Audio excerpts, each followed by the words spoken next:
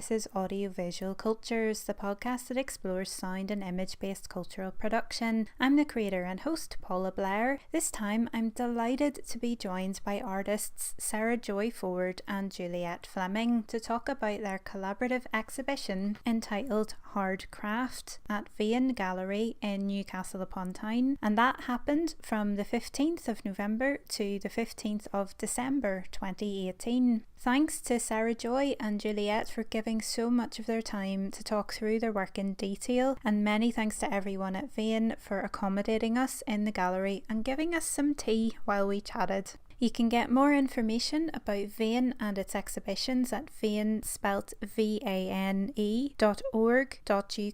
Do enjoy the discussion.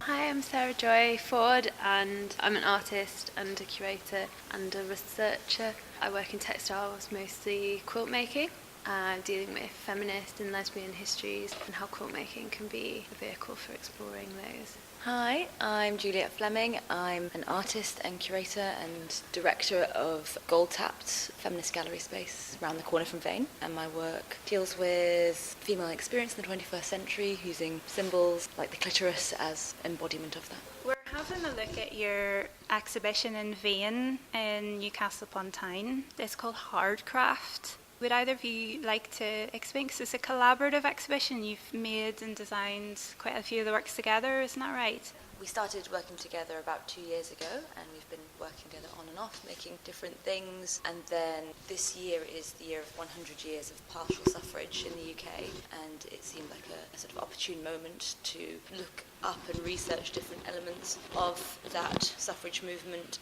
and respond to it with our works. And here is Born Hard Craft. You've got a mixture of textiles and ceramics, and there's a little bit of copper work. Maybe we could think as well about the idea of materials associated with women and labour associated with women, and the idea of reclaiming those as materials and acts of protest and activism.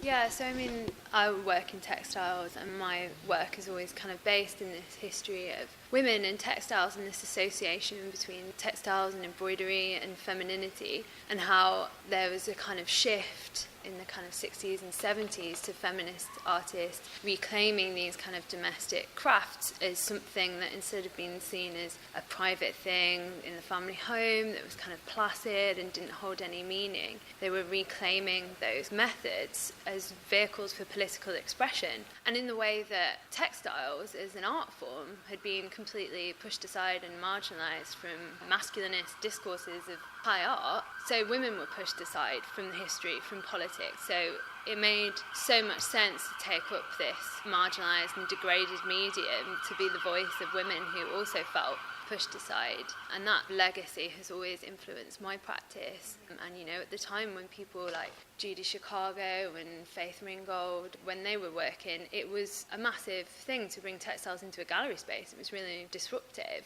and unusual. And that's not so much the case now. Like, we've got Annie Albers on at the Tate at the moment. You can see it coming into these more canonical narratives of fine art, but it's still got the history. Like, if you bring a textile work into the gallery, it brings with it that history of oppression and marginalisation and protest. It still holds that. We just need to figure out a way to work with it that acknowledges and brings those history in, but also reflects the shift in politics now. I was thinking as well, with textiles, you can see the labour that goes into it, you can see the stitching, so the actual work, the actual craftspersonship is actually visible in the finished product often as well. Yeah. But I think, it's interesting people often invest a lot in what they think is hand labour or a specific kind of domestic labour, but actually if you take the works here, there's no hand stitch apart from along the bottom of the banners. There's a hand blanket stitch and the tassels are handmade. But in terms of textiles, I use a lot of industrial equipment. I use digital software to do my embroideries and will send off for digital prints of things. And actually part of what my work does, it situates itself in that handcraft narrative, but actually is also very forward thinking. I'm using industrial equipment. So it sits again in between two different spaces, but it's interesting, whatever you do, whatever equipment you use, like I use huge scale, massive equipment, it still holds those connotations representations of hand embroidery and an embroidery hoop in the home.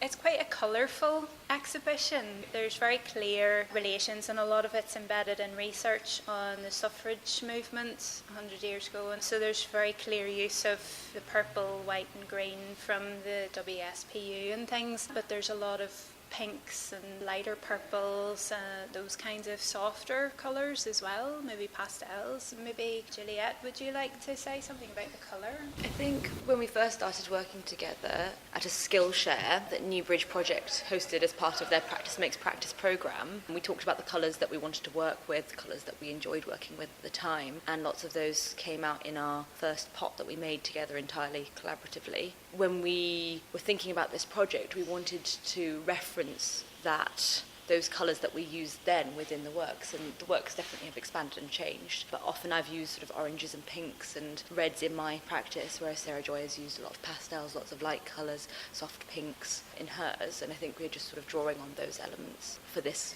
collaborative exhibition, as well as having those nods to the suffrage movements. Sarah Joy's been talking quite a bit about her textile work. Could you flesh out a bit more for us the ways that you work with ceramics and firing and that sort of thing as well? Yeah. There is similarly a marginalised medium of ceramics as to textiles, and there are lots of different artists who are collaborating or using both ceramics and textiles within their practice, and that's becoming sort of a more used work or way of working. Like Carolina Chantra is a big influencer of mine. Her tufting and her use of that, and then the associations that are so subtle in the ceramics that you almost don't see them as ceramics. I think those are really great and interesting. But personally, the way that I work, the two larger pots have been like hand built, and we hand built elements of them together using sort of scratching in. There's been lots of layers and lots of layering of colour as well as different glazes, and it sort of adds to a similar way in which I work, where I'm layering different ways of working as well as different media. And then with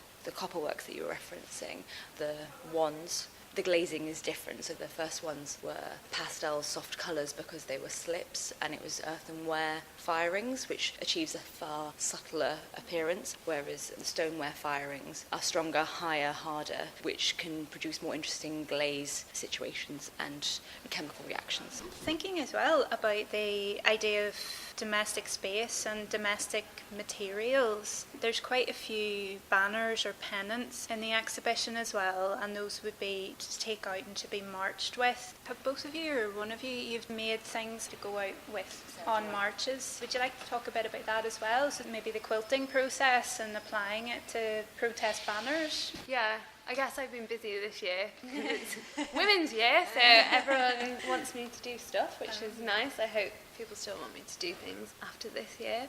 A lot of my works do draw on kind of like a banner making history and the quilting history, and my objects are usually not one thing or another and not quite something, but I have made more kind of like straight up banners this year, and it's been really interesting like collaborating with different community groups and things to make them, which is a little bit different for me, and it's nice that that year prompted it. It's always been an influence but not necessarily something that I had actually like taken them out on marches. So I was commissioned for the processions project, and I worked with the LGBT Foundation in Manchester and Republica Internazionale women's football team. So there I was kind of like trying to find a way that people could interact with it and have a say, because a banner is usually quite like a singular message, and it's that struggle towards trying to find a singular message that represented, in this case, not just one group of people, two groups of people, and an artist, because when you're commissioned as an authored artist, you're expected to bring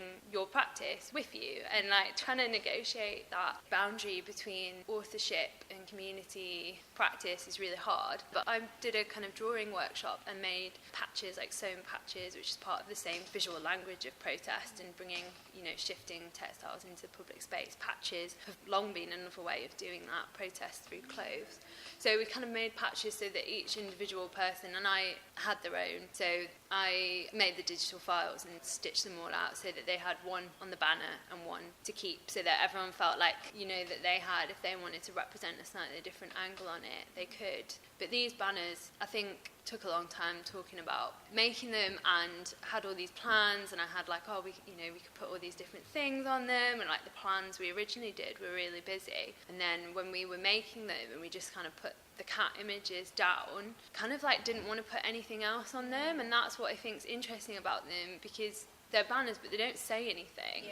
That's where it's interesting. That's where art and protest cultures, they meet together, and it makes something slightly different because there is no message. It leaves that space for you, and also for me they represent a little bit of a space of potentiality. You could just put your own text on it at a later date and take it out on a march. Like, that's a possibility, and it leaves that space that each person looking at that banner is maybe trying to think of, like, what's that? They could put their own message into it, and that's where these works are a little bit different from kind of the community work that I've done. Yeah, we've had conversations about maybe even making the text very, very small and following the outline of the cat. So even if you were to take them out on marches, people wouldn't be able to see what they meant or represented, but it was only upon closer inspection that you'd see something. Yeah, there was talk about maybe adding those at a different date, or thinking about in 2028 when full suffrage was achieved 100 years previous, and whether, you know, will there be the same amount of funding available for that date? Is it going to be as well advertised, and will there be the same amount of funding there for something that truly is representation of achieving suffrage rather than this partial suffrage? At the same time, it's nice that they did something for this, if they do something for that as well. I think notably as well, like, because even though there's not verbal language, the images of the cats are very loaded, it's fair to say, because they've got these little flower garlands on them, but you've got something else in there as well, if you'd like to. So lots of the flowers were taken from different uses. Sarah Joy found with associations with the suffrage movement and different representations, violets and other flowers. And then some of the other small digitally printed pieces were some clitorises that I'd made previously, and they were things that I've been, again, similarly with that layering coming through. They were photographs of ceramic works that I'd taken, you know, a year or so ago, but I was still using them within my practice, and I just wanted to use them in different ways. So we printed them off and cut them out and placed them in amongst the flowers, and they have a similar, they don't feel out of place there. They have an affinity to one another. You know, that's something that's always been talked about and described in terms of female sexual pleasure and an association to plants and flowers and yonic symbolism. So it did feel like the right space for them. And I definitely see the clitoris as this 21st century version of female empowerment. So it seems like the right sort of time and space to be using that symbol. But yeah, they were originally ceramic works that I then photographed and used. So the original pieces are of a similar size actually to the ones that ended up coming out, but obviously blown up and taken down on some larger pots that I'd made. Sometimes it feels like once you've made a work, then you can't re-show it, or you need to always be making something new. There's a very high feeling of production and constant production in order to be an artist, a valued artist, which I think is something that isn't very positive for lots of different reasons, and something that we need to think about and reflect on. I think one thing I like about the clitoris images as well is that it's not just the external part, it's the actual internal organ, so it's the whole thing, and that externalizing of something that's hidden away inside, you know, and so few people, I mean, still so little is known about the whole organ, and there's still so many assumptions about the small, tiny, you know, it's the iceberg metaphor, 9/10 under kind of thing. I mean, do you think there's even people who wouldn't even realise what the shape is? No, I'm constantly talking about something and then drawing something, and they're like, oh, what this? It's so pretty, or it's flowers, or it's like, oh. And it is very few people who can see the association between the shape and what it is. A lot of my practice previous to this was very much around that education of people in a sort of humorous, fun way, and I'd made sort of sex ed videos and things like that, which were probably very PG, but also very informative, and talking about the legs, the long dangly bits either side, and then the two bulbs which sit either side of the vaginal opening. And still so few people seem to really understand and know much about that, and about how often, or previously, they thought that maybe a vaginal orgasm was totally separated from a clitoris orgasm, but when in reality that it is the clitoris that is stimulated in order to create that reaction, and still people don't seem to understand that. And I think there is a big association between a personal understanding and a feeling of liberation, and I think there's still some way to go with that if we're not going to be taught by whoever, parents, teachers, schools, universities, if we're not going to be continually talked about in positive relationships and sexual education, you know, it's never going to really become resolved, I think.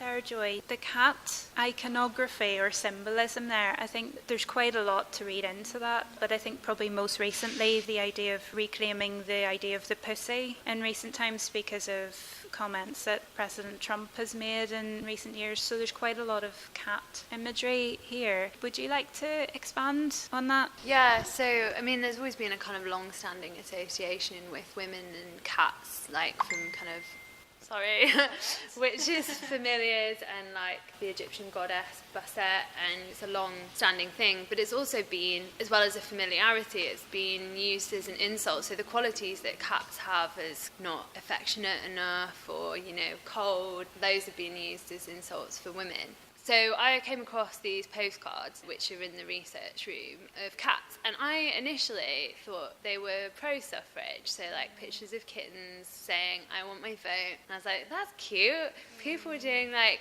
feminist cat protest in like 100 years ago, that's crazy. And then obviously realised that they were actually anti-suffrage propaganda, and I just thought that like misreading was really interesting because in the context of the women's marches and how that symbolism, the word as well as the imagery that comes with it, with pussy, I just think it's a really interesting parallel, like the way that we read these things differently. Another interesting thing about the anti-suffrage postcards, like cats were often used as a domestic symbol and they were tied to women in that way. So in a lot of the propaganda, it was depictions of men struggling to run the home without women and the women abandoning them. And there are always fathers struggling with children, but there's usually like a malnourished cat in the background or a cat somewhere in the image as well, which is kind of interesting. I've been kind of working with cat imagery in my own practice as well because I'm kind of interested in like interspecies relationships and feminist vegetarianism and also like kind of queer interspecies relationships. So I made some work about a woman called Edith Ide, who was the very, very little known first author of a lesbian magazine in the States, which she typed on her typewriter while she was at her job because she had nothing else to do in the 50s, and it was called Vice Versa, and she just distributed it. She wanted a way to meet other women. She made this incredible magazine where she was like giving reviews of popular culture and like trying to put like a lesbian spin on it, and she also wrote songs and like reappropriated pop culture songs and put lesbian lyrics in them, and she was this incredible woman and no one's got a clue who she is. There was a project run by the Lesbian History Archives in New York where they were video documenting the lives of women that had been involved in the lesbian politics and movement in the States. And they've got this fantastically long video interview with her when she's older, and she just lives in this house full of cats, so many of them, and like they're all rescue cats. It's just so funny and joyous to watch because she's, these people are respecting her as this political foremother who did all this great work, and she just wants to talk about her cats in her cat dress with her cat ornaments, and like they want to hear the songs that she was singing in the 50s, and she's just like, I wrote one about my cat.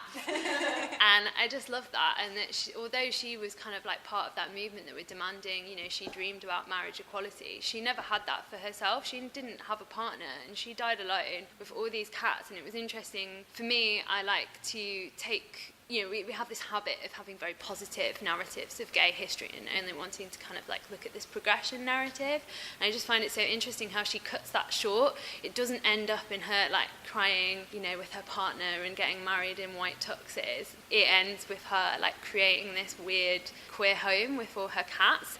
Animals and queerness is quite an interesting realm. So yeah, I already had it in my consciousness, but then it was interesting to bring that into contact with suffrage history and archive as well. I think importantly, I think at least one of the pieces, it's a quilt, isn't it, that's relating to a very little known suffragette who was gay and had a same-sex relationship. But that's the thing, is what we've realised in this centenary year is how many stories we're not hearing, because, we're not hearing about the disabled suffragettes or the people of colour, or the working class stories as much. It's, the Pankhursts, and it's always the dominant narratives. Even if it's fairly subtle, you're both still digging out those hidden, more oppressed histories of things? Yeah, I think there was a lot of lesbian suffragettes. I mean, lesbians have always been a part of, and queer women have always been a part of gay rights campaigning, women's campaigning, and like they are so often left out of the narrative either due to sexism in terms of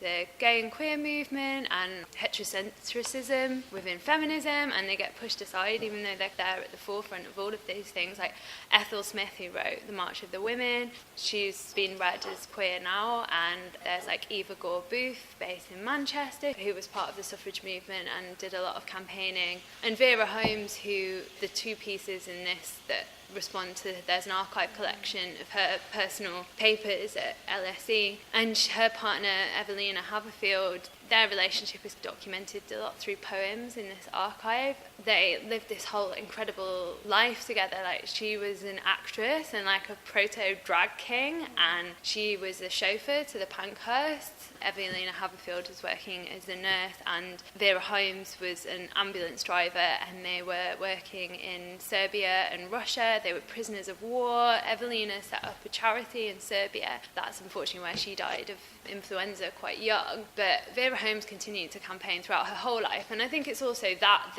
the women that were involved in the suffrage movement were involved in so much more than that. Like it says on the quote, "Votes for women, chastity for men," and that's actually Christabel Pankhurst. Her sort of branch of suffrage was all around like venereal disease and the abuses of women's bodies there. So that's often a narrative that gets left, because linked in with suffrage is all these narratives around venereal disease and the maltreatment of prostitutes and women not having autonomy over their body, like forced examinations, and those kind of things. They're not as tasteful as like posh ladies in green, purple and white. So yeah, I did think there would be more. You often get, Vera Holmes will get like 3 sentences in a book, but no one's kind of done this substantial research, and like there's diaries from her whole life in LSE and no one's read them, so it just felt nice to bring that narrative in, because all throughout history, like queer women have been at the front of campaigning for people's bodily autonomy, and not just their own, like during the AIDS crisis, lesbians were there the whole time supporting and campaigning in the same way for abortion rights, for mothers' rights.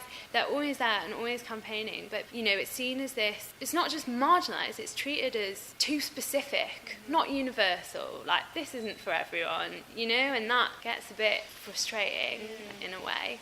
I was thinking about the ceramic vases as well, and thinking about them as vessels and women's bodies as vessels. Juliet, do you want to say anything about your vase work? Oh, they're not they're a collaborative work that we envisaged together, but Sarah Joy did more of the textile work and I did more of the ceramic work.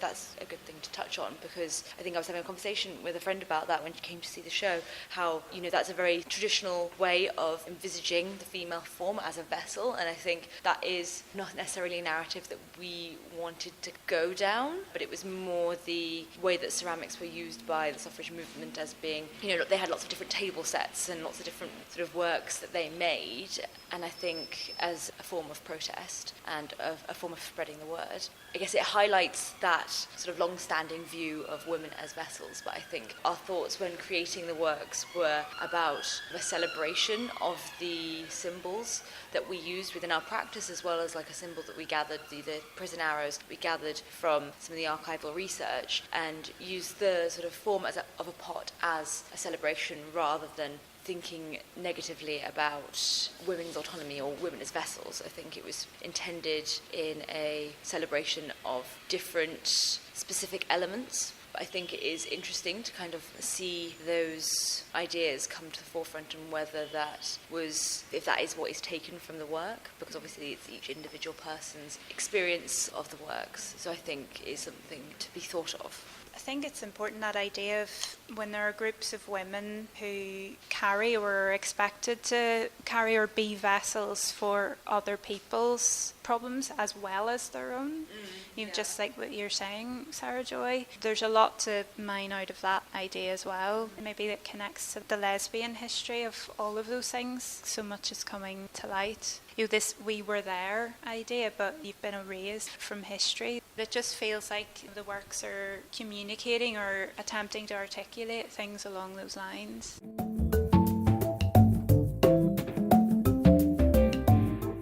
Juliet and Sarah Joy kindly showed me round the exhibition where we discussed specific pieces in more detail, beginning with the wands incorporating the prison arrow shape.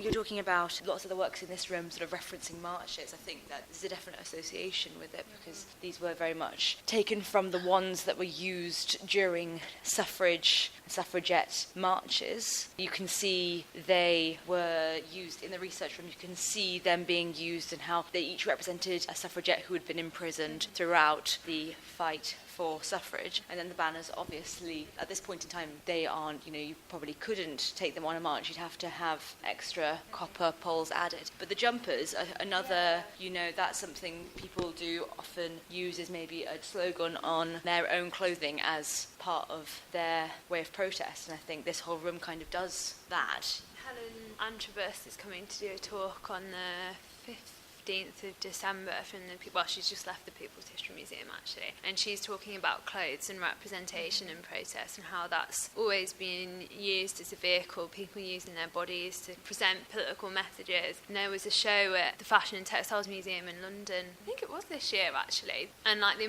political importance of t-shirts, so that definitely draws on that a little bit. I like the way from a distance, if you didn't really see the text, you just see a cute cat, and then if you get close up to it, you see the text then, and then you see the sleeves. So those are actually a bit like prison arrows on the sleeves. So you actually think, cute cat. Oh, I want my vote. Oh, okay, there's something. I really like that idea of drawing you in. I think you were saying that as well, Sarah Joy, about the postcards as well. You say, oh, cute cats, how cool. Oh, wait, there's something going on there that's not very nice, or this is hitting me in the face, there's something not quite right. But I think that's the thing about feminism and feminist art that I've always been invested in, is its ability to just constantly reshape, reform and reclaim things that have been previously negative into kind of symbolism for empowerment. That's what's so great about it. And in the same way, queer art and queer culture does that as well. I mean, the word queer is used as an insult and it's been reclaimed, and a lot of my practice is about that process of reclaiming, but doing it slightly differently, taking something and reframing it and picking different elements from different things and remodeling it into something else. Just an observation, if I may, about the arrows as well. The objects we were looking at are quite large. They're like spears almost. Yeah, they do. Because they're about 6 foot tall, would you say? I guess I was trying to go for something of a similar size to what they were carrying in their things, but they're ceramic on top and they're very top heavy. But then there's the very subtle wrapping around of the ribbon, which is then cut into the same sort of chevron arrows. So in my work, in my practice, I use a lot of chevrons and triangular ionic shapage, and I've been kind of melding some of those different symbols together and taking on that prison arrow and infusing it with the clitoris as a metaphor for the previous situations for female sexuality and sexual pleasure and the negativity that has often surrounded it and possibly sometimes still surrounds it, and the kind of push forward for more sexual empowerment and sexual pleasure. That's great. Will we take a look at the other gallery? Yep. When you come in this space, when I came in earlier and I hadn't been in before, I just saw the quilt at the back wall and went, wow. Because it's a beautiful object. It's quite glossy, it's shiny, and then when you go up and you start to read the details and look at it, there's quite a powerful message in it. There's something quite regal about it too, because it's quite a light purple and the sorts of shapes that have been used. Yeah, I mean, I use lavender and lilac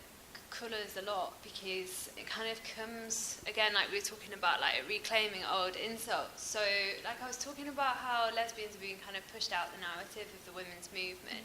So Betty Friedan, who wrote The Feminine Mystique, I think it was some sort of conference or speech or something, she called lesbians the lavender menace of the women's movement because they were taken away from the real issues of talking about relationships between men and women in domestic space and saying that it was, pulling the attention from where women needed the help. There were a group of women who originally called themselves the Lavender Menace who took on that name and turned up and were flyering at events and saying, no, this has got to be a collaboration. We're all women, we all have to, it's the same it's the same oppression that affects us all, and they eventually became the lesbian Avengers. So I kind of like take on that pastel lavender thing, as it comes from this history of being rejected from what we think is like marginalised group anyway, but that's the problem with queer culture. It's like marginalisations within marginalisations, and you know, it goes on and on. I mean, it's kind of got regal vibes, because we were saying about the class narrative.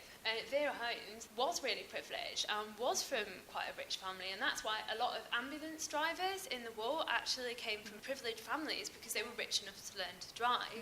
But I was saying about the poems in the archive, they're all about how much they love hunting and killing things, and like they're like country people, and they were, you know, she wasn't from a super rich family. She had to work for a living eventually, but I think there must have been some sort of, with her family, because normally from that class you wouldn't work as an actress. There's obviously something going on there, but she was pretty privileged, and they lived in this big house in Scotland and shot things. I think that's interesting, you know, we try and like sanitise our history and make it palatable, when actually, yeah, she shot stuff and she was probably a bit of a snob, but still, like, there's this investment. So the initials is the same kind of central image on the tablecloth as well. So the initials, it comes from, there was, when Evelina died in Serbia, Vera Holmes asked for her stuff back from the house.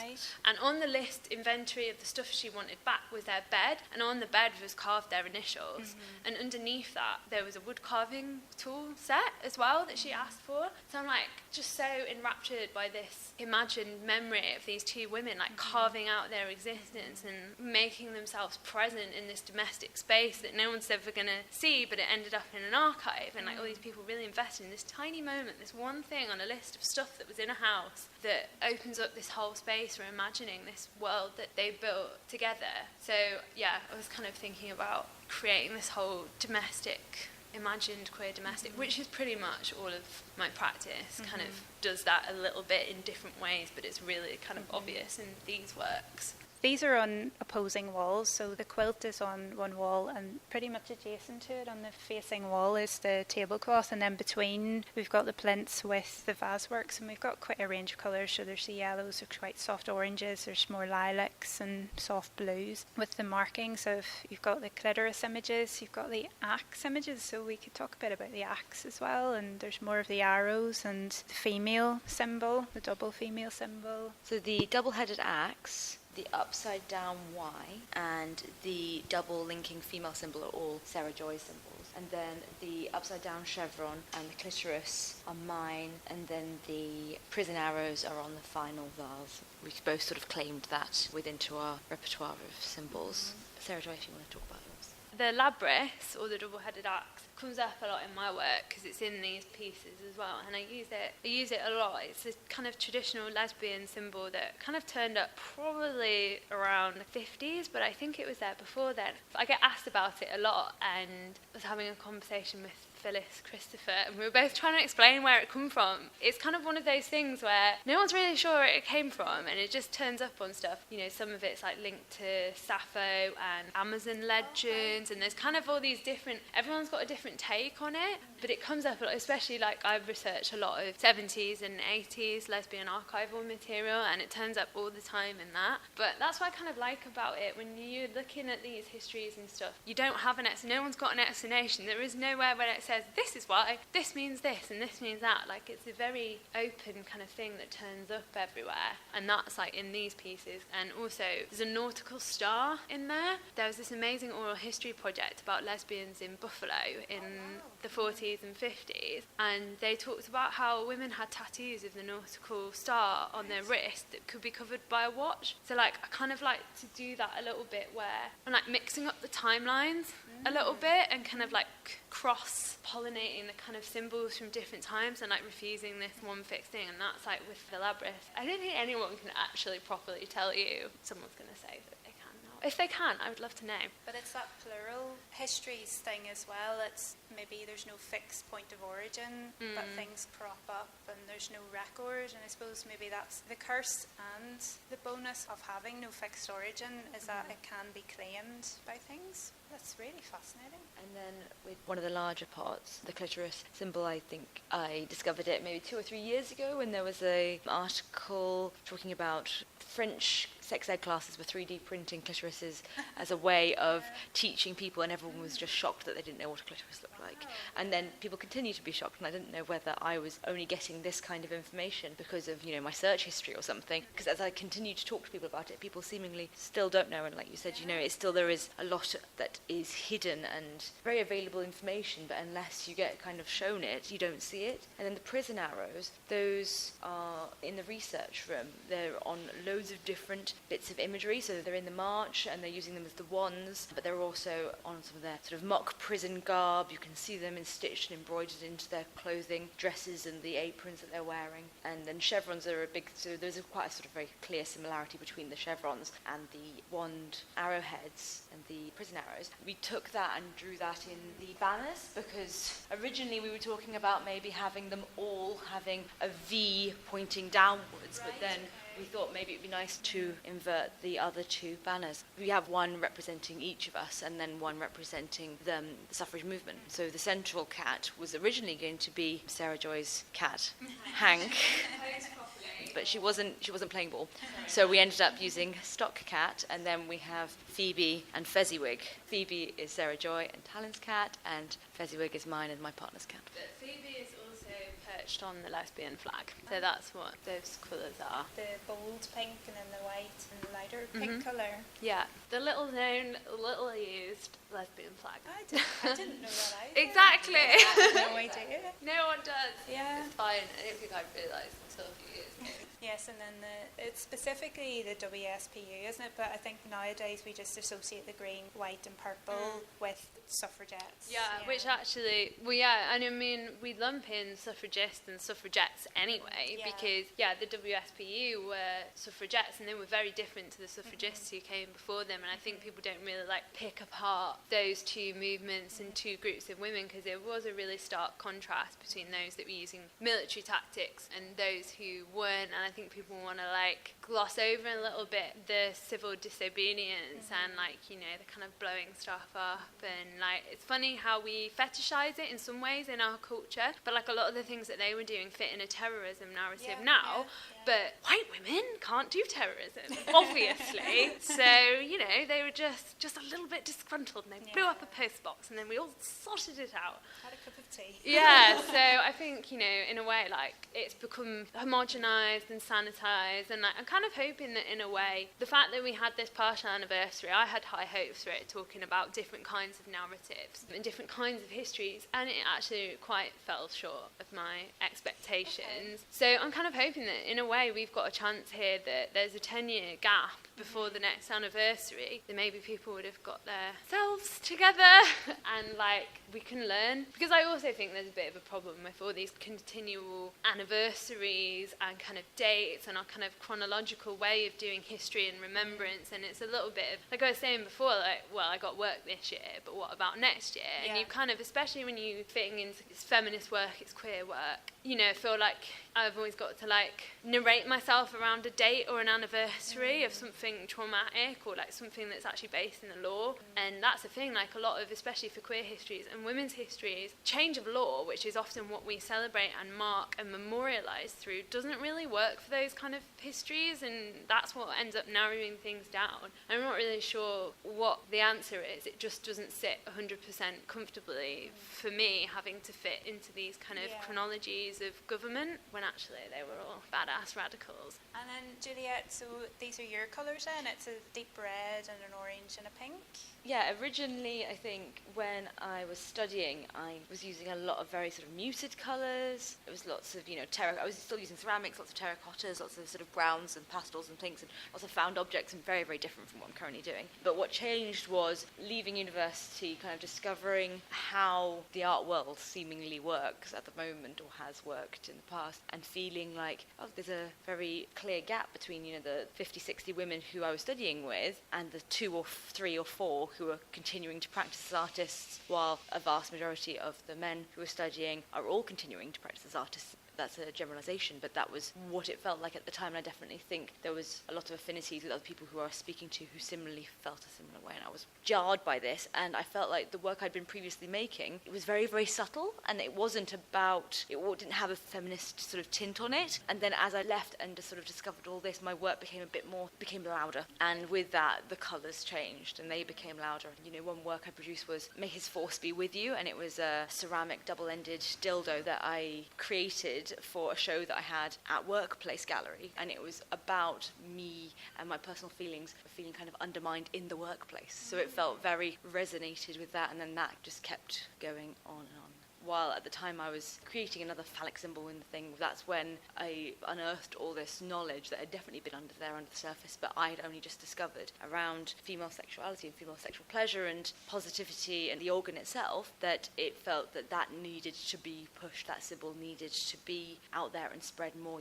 All over toilet doors we see like jizzing cocks and things like that, and that narrative doesn't need to continue, and also that doesn't need to be the only narrative. And the clitoris, that's the sort of symbol that you can scroll on the inside of a toilet and no one's going to know, which is kind of really sad. But then if you keep doing it, and then hopefully there'll be a continuation and a growing understanding and knowledge. Do you both feel that you have to be ambassadors for the sort of things that you do? Like, do you feel a need? Do you feel a pressure to do feminist work or queer or lesbian work or anything like that? I feel like it's more what I'm just drawn to. When you start to feel something and you feel empowered by that feeling, how could you not continue to make work about that? It just feels like the natural progression of your practice for me. Yeah, I think a lot of my work is kind of auto-ethnographic, and that's just how it is, and same thing. It's just kind of what I'm drawn to, and I don't feel the pressure to do it, but like I said, I just feel like I'm constantly explaining myself and making excuses and trying to open up the door for people to view it and make them feel comfortable, and people just aren't used to encountering work that maybe isn't relating to their personal experience. There's so few artists that would position themselves as lesbian or making lesbian. It jars. When I tell someone, it jars, and they're like, oh, that's niche. I'm interested in that space of bumping up against things and people and it not quite working, and trying to situate yourself in this very specific voice. And I've been told, oh, well, it's not universal, so no one's going to be interested in it. I think it's also a defiance. People don't like the word lesbian. People, if they're going to be anything, they're going to be queer, and I identify as both. And it is just a kind of, I'm just going to make what I want to make because it's what I'm interested in and what makes my work speak, because it is that auto-ethnography. That's what it does. It brings in a personal and the collective and kind of negotiates those, and I'm just trying to find my way of working. But I do have to explain a lot. Okay. Explain myself. Yeah, it must be tiring because you feel like you have to educate people all the time, both of you, the clitoris as well as the... Yeah, I think it's a good thing and a bad thing. I think that people think that, oh, right, you can have the textiles in the gallery. We let women in the art world. They can't make money, but we let them in, so it's fine, and we've done it, and it's sorted. And there definitely is a judgment around that it's boring or it's been done. And it's for textiles in particular, I do feel like that, and craft and... I hate the words identity politics, craft and autobiography or community work. People see it as something that's done and finished, and we're finished with that now. But you'd never do that to abstract painting, and I think there still is. It is still a marginalised medium, and you have got these different set of expectations. I think it's still, feminist work. You're asked to explain yourself. Why do you feel the need to do that? It's always the question. Because again, I think it's this. We've still got this idea of universality, and it's a white man. Yeah, exactly. It's a default. Yeah. Human. I think that is still a problem, and people act like it isn't. Do you feel like that as well, Juliet? For sure. Yeah, I absolutely concur. I think that was, one of the things about that was really important, why we had the research room, the material and the archival research that does a bit of that underlying explaining and research that was undertaken, as well as the handout that comes with the exhibition, because there are a lot of subtle nuances that you can't fit into an A4 sheet that need to be addressed, and that information, I think people still want to know that information. I think that having it available in this kind of way, this Vane and this way the space worked perfectly for that. And it was really great to show the work that we've been doing for the last 2 years, which didn't fit in with this exhibition specifically. It was nice to have it there because there's definitely you can see subtle associations, but it just doesn't quite fit. Okay. It was nice to be able to show that. The giant labyrinth. Yes, I haven't had a chat about that. Do you want to go and have a look? Yeah. It's a beautiful object. It's not in the images online for the exhibition, so it was a lovely surprise to see this table as well. Yeah, this is all kind of like older stuff that we made. When we met, did this, I organised a residency for School of the Damned at Newbridge, and that's where we met and made that. So a lot of the criticism that I get in my work is that it's so complicated and it's so research based, and like I've got a story about every little detail and every piece of work I've ever made, and like that doesn't necessarily communicate across. Like you get an impact and you get an emotion, but you can't necessarily read all that. So it's quite nice when we're talking about this like labour of explaining things that this is here, and you can come in here and recognise the images, recognise the arrows, the colours, the cats, like you can see, and that's really nice for me because I've felt like that's something that I've struggled with in my work. And also just having the space to do it. We had this room so we could do it, and places like LSE, that's their suffrage timeline that you can download for free, and their images are also available online and you can download them, they're copyright free. And also for me, my PhD is around lesbian archives, and it's really good to be able to kind of raise awareness and like show the role of archives in contemporary art, and also that you can, like, there's loads of online archives, like the Lesbian History Archive, all the films and stuff are online, like you don't have to get to New York to research in an archive. So that's nice to like have that here for people and to do a little bit of that labour. I think that's one of my favourite things about like your practice and the way you've worked was how much extra interesting stuff, like when you were talking about your quilts and going into all the details about the thistles, because when they lived in Scotland, and the dog at the bottom, and it was like a hunting dog, and the car at the top, and because of the way we've worked, I noticed some of those things, but it was really great to hear those extra elements and extra things. While you say it might have been a criticism in the past, I think that's something that's really interesting about your practice. Do you think there's a bit of anti-intellectualism coming through in those criticisms? I'm quite an inquisitive person, and I love that there's so much detail behind what you're doing. I love that there's discoveries to be made and there's stories behind things. I think there is, yeah.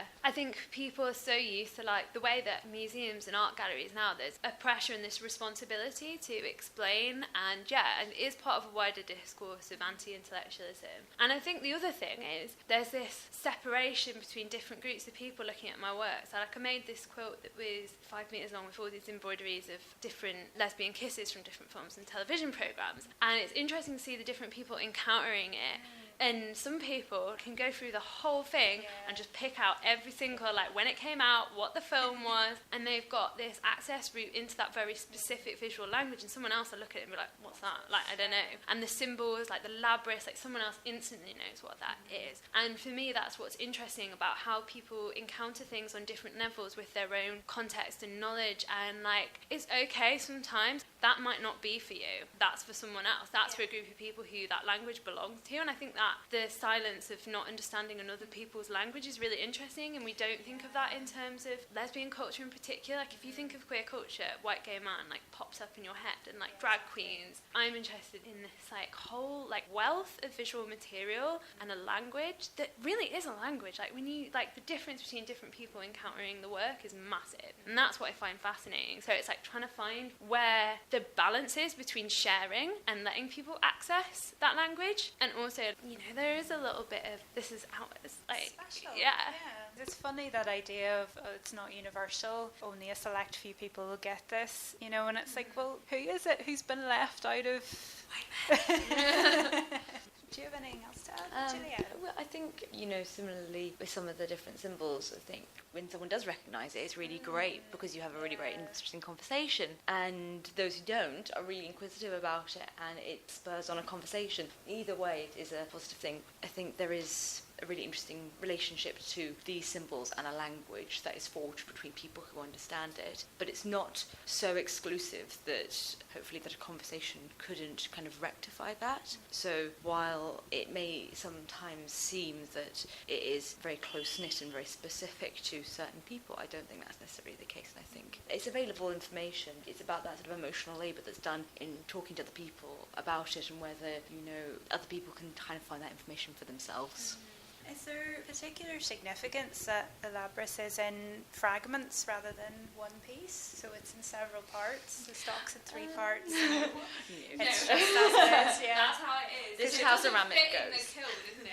Oh, okay. Right, yes. No, we only have access to a sort of small medium kiln. You could have taken the opportunity to talk about all the great symbolism. Practicalities. Yeah, but that's part of it, and I think ceramics and textiles, they're great. I love that where you encounter something with the material, and that demands that you do something, or it ends up influences, and I think that's okay. And also, it's like museum vibes, and I like how the smash bits, because I guess we're separating in terms of time. Like this is older stuff, but you often don't see the kind of sketches, and for someone that doesn't use a sketchbook properly, this is my this more is your sketchbook. sketchbooky than I'm really bad with it's sketchbooks. Part of your process. I hate them. Do you want to talk about the events that are alongside the exhibition a bit? So there's a screening tonight which I've organised in collaboration with Cinenova, which is a feminist film archive collective, and they've got an amazing collection of old films. So it's kind of taking up on the themes of using craft and using domesticity and bringing that into public space as a protest tactic, but how that was adopted by lesbian activists. So it's a lot of art films. There's a film about Section 28 with lots of banners in it and stuff. It's a really nice way to see how people took up that suffrage tactic. And there's a film called 17 Rooms, or What Do Lesbians Do in Bed. There's cats in two of the films, because it's kind of cutting the domestic space with political and public space, and that's what the suffragettes did. It's a nice way to see those similarities with kind of 70s lesbian activism. And then on the 15th of December, 2 till 4, Helen Antrobus, who was the programme director at People's History Museum, she is coming to talk about dress and protest and clothes, and talking about some of the collections at the People's History Museum. So she has been very busy this year. Do you both want to plug stuff? Do you have websites, social media, or anything? All the information about this exhibition's on Vane Art Gallery, Newcastle. That'll come up. And then my Instagram is at Juliet Fleming, Juliet Fleming. My website's the same, but with .co.uk. I do post things on my Instagram, which is sarahjoy.ford, I think, and my website, which is sarahjoyford.com. I will post updates and stuff from what I'm doing. Papers and things will be on there, hopefully. I can't thank you both enough for taking the time to show me around everything and explaining everything so beautifully. Thank you so much. Thank you. Yeah.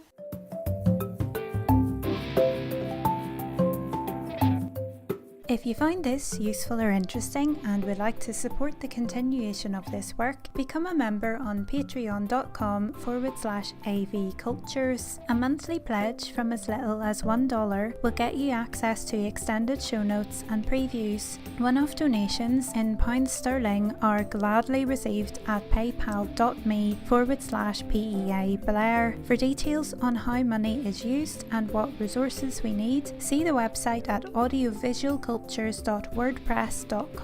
Follow AV Cultures on Twitter and Facebook for regular updates. The music used is from Common Ground by Airtone, available under Creative Commons licensing at digccmixter.org, who you can also support on Patreon. Thanks so much for listening. Catch you next time.